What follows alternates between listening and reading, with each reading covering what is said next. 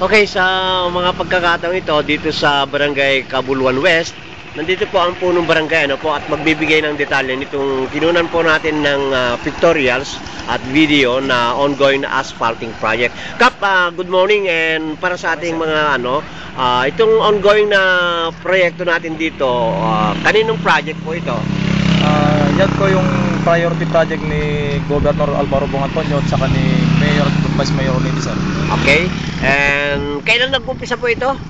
Bali, nag-start po yung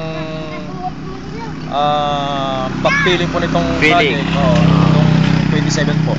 So ongoing yung refilling, parang refilling pa rin ito po. And then after this, maumpisa na po yung asphalting. And hopefully po by Monday siguro, tomorrow po, bali i-compact na po itong kantong mga graba dito. After compacting, umpisa na yung pag-apply ng asfalto. Ganun pang paliwanag ng provincial engineer po natin. Okay, so how many days ba ang expected natin na matatapos ito? Ilang kilometers, ilang kwan ito?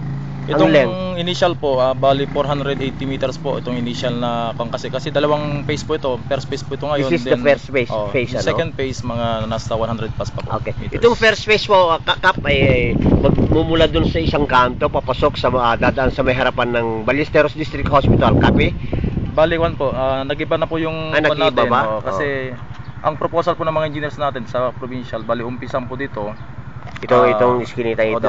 Dito sa tabi ng school natin. Okay. Then dire-diretso po hanggang doon sa kanto, doon sa Kinaragosa, doon sa Pangalan Street. Okay, hanggang doon lang. Pero lalabas din yan na Kap, hindi na? Lalabas po. Okay, so expected na ilang days na gagawin ito, Kap? Simula nung inumpisan. Pagka dire-diretso po ang ganda ng panahon, mga 7 days daw po matatapos ang asphalting natin. Okay. So ulitin po natin, Kap, si Kapitan Tom Bayani ng Cabuluan West.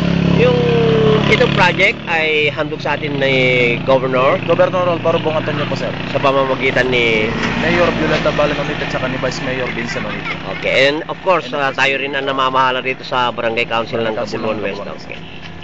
Okay, maraming salamat po. Salamat din po, sir. More power po.